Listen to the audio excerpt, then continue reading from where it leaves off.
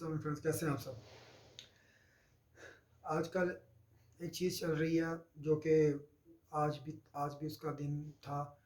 تو وہ کیا چیز تھی؟ وہ یہی ہے کہ جو کہ اسکالر بہت سی خواتین نے یہ چیز اپنائی ہوئی ہے کہ میرے جسم میری مرضی. تو میں بھی اس پہ اوپر کچھ بات کہنا چاہ رہا تھا کہ بہت سال پہلے ہمارا جو جدید چیز ہے وہ سٹارٹ ہوئی تھی ریڈیو سے. ریڈیو پر کچھ نظر نہیں آتا تھا، بس آواز آتی تھی. اس کے بعد ٹی وی آیا. اب ٹی وی جب آیا تو ٹی وی پہ دیکھنے میں کے لیے اب یہ جو دیندار لوگ تھے، علماء تھے، وہ یہ سوچ رہے تھے کہ آیا یہ دیکھنا جائز ہے یا ناجائز ہے. تو اس سے بہت بحث چھڑی. تو آخر میں ایک حل جا کے نکلا. انہوں نے یہ کہا کہ جو کہ اس وقت کے لوگوں کو وہ سمجھ نہیں آئی. یہ نہیں کہ وہ نہ سمجھتے، سمجھدار تھے، لیکن ٹیکنالوجی کے لحاظ سے کوئی بات سمجھ میں نہیں آئی. لیکن اب بھی یہ بات سمجھ سکتے ہیں کہ اس کا کیا مطلب ہے. انہوں نے کہا تھا کہ جو چیز باہر دیکھنا جائز ہے وہ ٹی وی میں دیکھنا بھی جائز ہے، اور جو چیز باہر دیکھنا حرام ہے وہ ٹی وی میں دیکھنا بھی حرام ہے. جیسے اس کی ایک مثال میں ابھی کے لیے دیتا ہوں کہ جیسے کہ ہم میچ دیکھتے ہیں، تو میچ اگر میں باہر دیکھوں یا ٹی وی میں دیکھوں کوئی مسئلہ نہیں ہے. باہر بھی مرد حضرات کھیل رہے ہوتے ہیں، میں بھی مرد ہوں. ٹی وی میں بھی مرد حضرات کھیل رہے ہوتے ہیں، میں بھی مرد ہوں.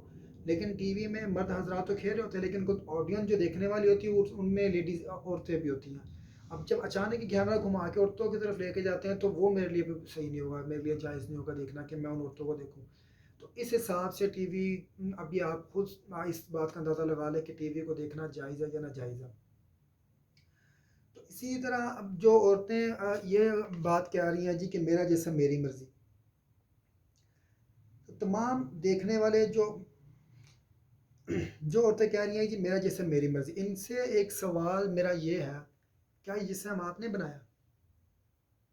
جسم آپ نے نہیں بنایا. آپ نے خود، جیسے میرا یہ جسم ہے، میں نے خود نہیں بنایا، یہ اللہ نے بنایا، اللہ نے پیدا کیا ہمیں. یہ تو ایک چھوٹے بچوں کو بھی سبق پڑھایا گیا بچپن میں، چھوٹی چھوٹی کلاس میں، کیا بک میں، کہ ہم سب کو کس نے پیدا کیا؟ اللہ نے. تیسرا چوتھا سوال یہ ہوتا ہے کہ ہم سب کون ہیں؟ مسلمان ہیں، ہمارا مذہب کیا ہے، ہمارا دین کیا ہے، ہمارے پیغمبر کون تھے، ہمیں کس نے پیدا کیا؟ تو یہ بچے کو سمجھایا جاتا ہے. مطلب جس نے پیدا کیا تو ہمارے جسم کا حقدار وہی ہے. کون ہے وہ؟ اللہ. اللہ نے ہمیں پیدا کیا تو ہمارے جسم کا حقدار وہی ہے. تو یہ اس لیے جس نے، تو ہمیں یہ چیز سوچنی نہیں چاہیے کہ یہ جسم جو ہے ہم نے نہیں بنایا بلکہ اللہ نے بنایا. تو اس سے ہم یہ کیوں کہیں گے جی ہمارا جسم ہماری مرضی؟ دنیا جتنی مرضی ترقی کر لے، اللہ کے احکام اور رسول کے طریقے کبھی نہیں بدلیں گے. اگر اس میں رد و بدل کرنے کی کوشش کرے گا، اس کو نہیں مانے گا، تو وہ سزا کا مستحق ہوگا. اس کی بھی مثال میں آپ کو آسانی سے سمجھاتا ہوں، کیونکہ 2021 چل رہا ہے اور جو چیز میں بات کرنے لگا ہوں یہ 2010-15 سے پہلے ہی سٹارٹ ہو چکا تھا، یا بیچ میں، مجھے کنفرم نہیں ہے. وہ کیا چیز ہے؟ روبوٹ. جیسے مثال کے طور پر میں ایک روبوٹ بناؤں، اور روبوٹ میں نے بنایا، تو میں نے اس کو صرف اس مقصد کے لیے بنایا کہ وہ ایک ہوٹل میں کھانا سرو کرے. تو اگر وہ اچانک کہ کھانے کو خود اپنے اندر ڈالنا شروع کر دے یا پھینکنا شروع کر دے، تو جو میں نے اس میں ایک کمپیوٹرائز سسٹم ڈالا تھا وہ اس سے ہٹ گیا. اب میرے لیے وہ نقصان دہ ہے. یا وہ اس کو خود کو مارنا شروع کر دے، خود کو توڑنا شروع کر دے. یوں کہہ لو کہ وہ اگر یہ کہہ دے جی میرا جسم میری مرضی، میں جو مرضی کروں اپنے جسم کے ساتھ، تو مجھے غصہ آئے گا کہ میں نے اس کو بنایا. وہ کیوں اپنے آپ کو نقصان پہنچا رہا ہے؟ کیوں کہہ رہا ہے میرا جسم میری مرضی ہے؟ میں نے اس کے اندر سارا سسٹم کیا. اب وہ اس طرح بات کرے گا تو مطلب وہ میرے سے ہٹ گیا، میری بات نہیں مانی. پھر میں اس کو توڑ دوں گا، خراب کر دوں گا، ختم کر دوں گا کہ یہ جب میری بات ہی نہیں مان رہا تو پھر میں ایسا کیوں کروں؟ اسی طرح ہمیں اللہ نے پیدا کیا. اس پوری دنیا کو اللہ نے پیدا کیا انسانوں کے لیے. انسان کو کس لیے پیدا کیا؟ اپنی عبادت کے لیے.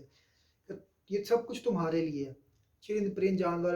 یہاں تک کہ ہم مثال کے اگر ہم سانپ دیکھتے ہیں تو ہم اس سے ڈر جاتے ہیں. اب سوچنے کی بات تو یہ ہوگی کہ سانپ کو کس نے پیدا کیا؟ لیکن میں نے سنا ہے کہ سانپ بھی ہوا کے میں سے ذرات کچھ ایسے ہوتے ہیں وہ کھاتا ہے، جس کی مطلب اس کا جو کھال ہے جس سے وہ لیتا ہے، اگر وہ نہ پکڑے تو وہ ہوا میں پھیل جائے، جو انسانوں کے لیے خطرناک ہے. اسی طرح میں ایک جگہ سنا تھا، کسی جگہ پہ مکھیاں ہی ختم ہو گئی تھی، تو انہوں نے اسپیشل کہیں سے منگوائی تھی، پہلے انہوں نے تنگ آ کے خود ختم کر دی. وہ کیوں؟ کیونکہ وہ جو مکھیاں جو جراثیم ہوا میں سے لیتی ہیں وہ ہمارے لیے خطرناک تھے. وہ خود لے لیتی ہیں، کھا لیتی ہیں، تو وہ ختم ہو جاتے ہیں. مطلب ہر چیز کو اللہ نے کسی نہ کسی مقصد کے لیے پیدا کیا.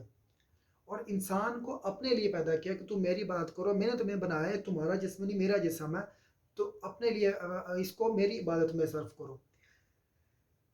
تو یہ ایک بات آسانی سے سمجھ میں آ جاتی ہے.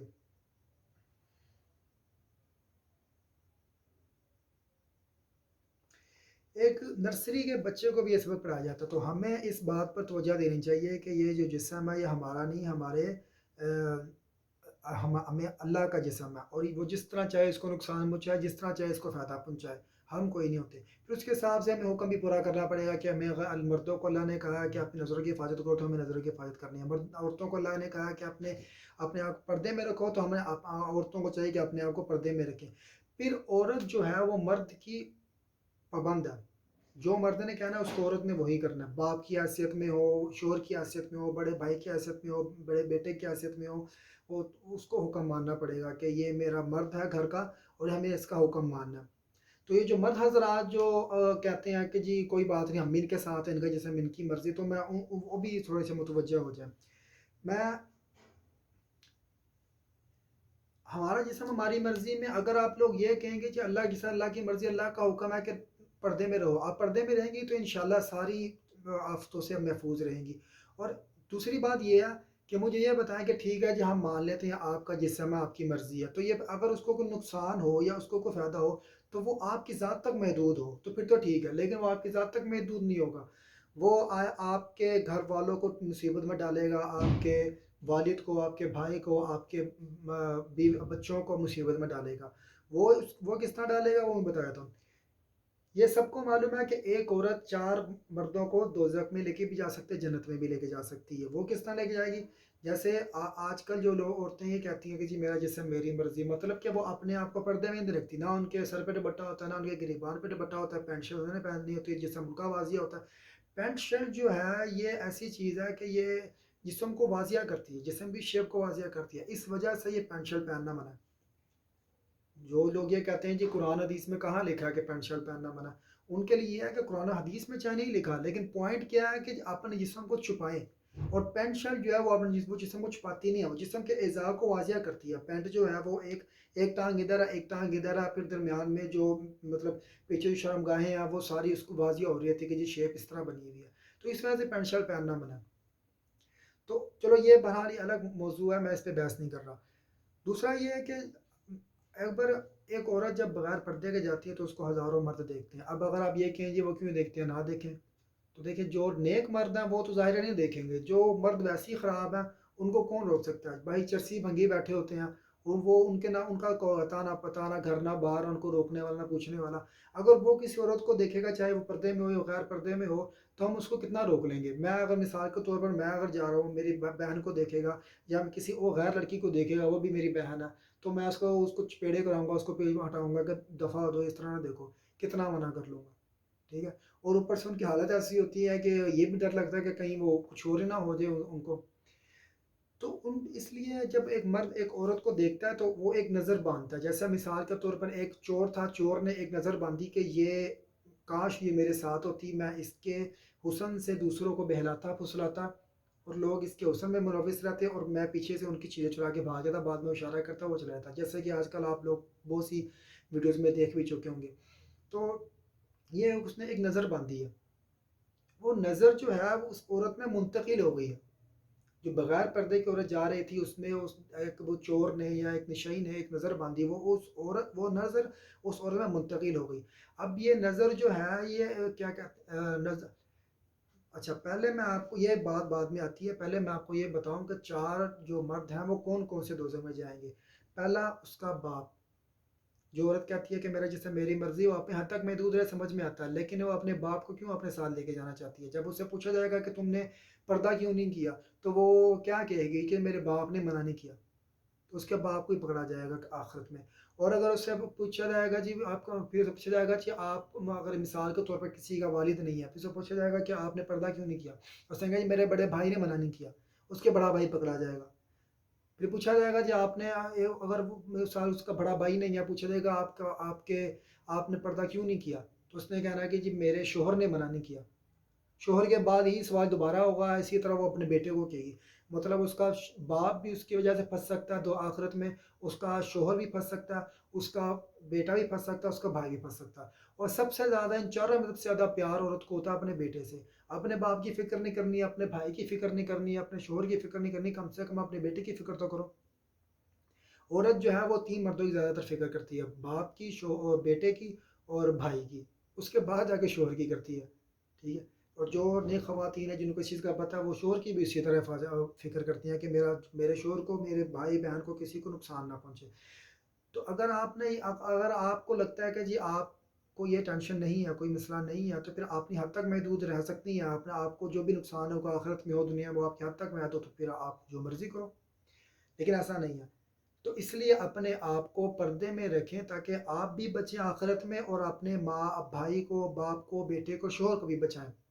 اب ایک اور سوال، وہ نظر باندھنے والی جو میں بات کہہ رہا تھا، وہ جو اگر اس چور، اس میں اس پہ آتے ہیں، اگر ایک چور نے ایک نظر باندھی کہ یہ میرے ساتھ ہوتی تو میں اس کے حسن سے لوگوں کو بہلاتا پھسلاتا، اور وہ ادھر ملوث رہتے، میں پیچھے سے ان کی چیزیں چلا کے بھاگ جاتا، اور بعد میں اس کو اشارہ کرتا، وہ بھی آ جاتی، تو یہ نظر اس میں ایک بند گئی۔ اب اگر جو میں بات کہنے والا ہوں اس میں اگر بعض عورتیں یہ کہیں جی کہ ہم تو شادی شدہ نہیں ہیں، تو شادی شدہ نہیں ہیں لیکن نظر تو اس میں چلے گی، کبھی نہ کبھی تو شادی کرے گی نا، تو وہ نظر اس میں چلی گئی۔ جب کل کو اس کی شادی ہو، یا اس کی شادی ہوئی، یا وہ اس کا بچہ ہے، یا بچہ ہونے والا ہے، یا آگے ہوگا، جب اس کو دودھ پلائے گی تو وہ نظر اس دودھ کے ذریعے اس بچے میں منتقل ہو جائے گی۔ اور یہی وجہ ہے کہ وہ عورت جو ہے وہ ایک اپنے بیٹے کو چار جگہوں پہ لے کے جانے کا سبب بن سکتی ہے۔ پہلی جگہ جیل، جیل کہہ لو یا ہاسپٹل کہہ لو، دونوں جیل کا، یا یوں کہہ لو کہ اگر وہ مطلب اس نے ایک چور نے نظر باندھی تھی، اگر اس بچے کے اندر وہ چیز منتقل ہوئی ہے، اور وہ جب پیدا ہوا، بڑا ہوا، تو اس نے وہی چیز کرنے کی کوشش کی، پکڑا گیا، تو وہ جب لوگ، ظاہرہ دنیا میں یہ چیز ہوتی ہے کہ انسان خود جتنا مرضی خراب ہو، لیکن جب وہ کسی غلط کام کرتے دیکھتا ہے تو اس کے اوپر بھڑک جاتا ہے اور اس کو مارتا ہے کہ تو نے یہ کام کیوں کیا، چاہے وہ خود کتنا مرضی خراب ہو، لیکن اسے دوسروں کو نہیں بخشنا۔ تو وہ جب کسی کو دیکھے کہ اسے چوری کی، تو وہ سب لوگ اس کو ماریں گے، یا لوگ نہیں ماریں گے تو پولیس پکڑ کے لے جائے گی، پولیس مارے گی۔ اگر پولیس مارے گی، ظاہری بات ہے اس کو زخم ہوں گے، وہ ہاسپٹل جائے گا، تو پہلی جگہ کون سی ہوگی؟ جیل، وہ جیل میں جائے گا۔ دوسری جگہ، اگر وہ جب ظاہر اس کو جب مار پڑے گی، تو مار پڑنے کے لحاظ سے اس کو زخم آئیں گے، تکلیفیں ہوں گی، وہ اس کے لیے وہ جائے گا ہاسپٹل، یہ دوسری جگہ۔ اور تیسری جگہ کون سی ہے؟ قبرستان۔ ظاہر ہے اگر وہ بہت زیادہ مار کھانے کی وجہ سے زخموں کی تاب نہ لا سکا اور مر گیا، تو وہ سیدھا جائے گا قبرستان، مر گیا قبرستان جائے گا۔ اب چوتھی جگہ کون سی ہے؟ کہ کیونکہ گناہ جب تک توبہ استغفار نہ کر لے، گناہ معاف نہیں ہوتا۔ صغیرہ گناہ کوئی بھی نہیں، اچھی نیکی کر لی، وضو کیا، نماز پڑھی، کچھ بھی کیا، اس سے صغیرہ گناہ معاف ہو جاتے ہیں، لیکن کبیرہ گناہ تب تک معاف نہیں جب تک ہم اللہ سے توبہ استغفار نہ کریں۔ اور یہ چوری کرنا، یہ کبیرہ گناہوں میں آ جاتا ہے۔ اور اسی طرح کوئی بھی گناہ ہو، کسی نے کوئی بھی نظر باندھی ہو، اگر وہ کبیرہ گناہ ہوا تو بغیر توبہ کے معاف نہیں ہوگا۔ اگر اس کو توبہ کرنے کا موقع نہ ملا تو وہ دوزخ میں جائے گا۔ تو اس کی ذمہ دار کون بنی؟ عورت۔ اس لیے میری ان بہنوں سے گزارش ہے کہ جو یہ کہتی ہیں کہ میرے جسم میری مرضی، آپ کا جسم آپ کے ساتھ خاص نہیں ہے۔ پہلے نمبر پر جو میں نے بات کی کہ یہ جسم اللہ کا، اللہ نے اپنی مرضی کے مطابق اس کو بنایا، وہ جس طرح اس کو چاہے تکلیف پہنچائے، جس طرح اس کو چاہے سکون پہنچائے۔ اس لیے ہمیں دعا ہے کہ ہمیں جب بھی بیماری ہو تو راحت والی بیماری ہو، کیونکہ اب راحت والی بیماری سے گناہ چڑھتے ہیں، سزا والی بیماری نہ ہو، آمین۔ اور دوسرا یہ ہے کہ اگر وہ اس کو یہ اس چیز کا پختہ یقین ہے، اور وہ سب کو اس بات پہ امادہ کر سکتی ہے کہ جی میری وجہ سے میرے گھر والوں کو، میرے باپ، بھائی، بہن کو، بیٹے کو نقصان نہیں ہوگا، پھر تو وہ کر سکتی ہے میرا بھی جسم میری مرضی۔ لیکن ایسا ممکن نہیں ہے، ایسا نہیں ہوتا، ایسا ہوگا نہیں، کیونکہ دنیا جتنی بڑی ترقی کر لے، جو اللہ کے رسول نے طریقے جو بتائے ہیں، دنیا اسی طرح رہے گی، جس طرح اللہ نے کہا اللہ نے اسی طرح ہی کرنا ہے۔ تو اس لیے ان سے گزارش ہے کہ یہ چیز چھوڑ دیں، میرا جسم میری مرضی، پردے میں رہیں۔ آپ اپنی نہیں فکر کرتے تو کم سے کم اپنے باپ کی فکر کر لیں، اپنے والد کی فکر کریں، اپنے شوہر کی فکر کریں، اپنے بھائی کی فکر کریں، اپنے بیٹے کی فکر کریں جس کو 9 مہینے آپ نے پیٹ میں رکھ کے پالا۔ اور دنیا میں سب سے زیادہ دو تکلیفیں ہیں، سب سے زیادہ دو تکلیفیں ہیں۔ ایک روح نکلتے وقت جسم میں، جب انسان مرتا ہے اس وقت اس کی روح نکلتی ہے، سب سے زیادہ تکلیف اس وقت انسان کو ہوتی ہے۔ اس کی مثال یوں دی گئی ہے کہ ریشم کا کپڑا اگر درخت کے اوپر وہ پتوں جھاڑیوں کے اوپر گرایا ہو اور اس کو زور سے کھینچا ہو تو اس کی کیا حالت ہوگی ریشم کے کپڑے کی، وہ اس طرح روح نکلتی ہے۔ اور دوسری تکلیف یہی بتائی گئی ہے کہ جس طرح ماں اپنے بچے کو پیدا کرتی ہے اس وقت کی تکلیف جو ہے، تو مطلب اتنی تکلیفوں سے پیدا کرنے کے باوجود آپ نے اس کو دوزخ میں ہی بھیجنا، تو پھر کیا فائدہ اتنی تکلیف برداشت کرنے کا؟ تو اس وجہ سے اپنے آپ کو پردے میں رکھیں تاکہ آپ بھی بچ سکیں آخرت سے، اور اپنے گھر والوں کو بھی بچائیں۔ اور یہاں تک میں یہ نہیں ہے، میں نے پچھلے ایک ویڈیو ڈالی تھی اس میں بھی یہی بات کی تھی کہ ہر چیز کا گناہ جو ہے وہ آخرت میں نہیں ملتا، بعض کا دنیا میں بھی مل جاتا ہے۔ تو اگر میری ویڈیو پسند آئی اور میری باتیں بہتر لگی اچھی لگی ہوں تو مجھے کمنٹس میں ضرور بتائیے گا، اور میرے چینل کو سبسکرائب کریں مزید ویڈیو دیکھنے کے لیے، اور بیل آئیکن دبانا مت بھولیے گا۔ السلام علیکم۔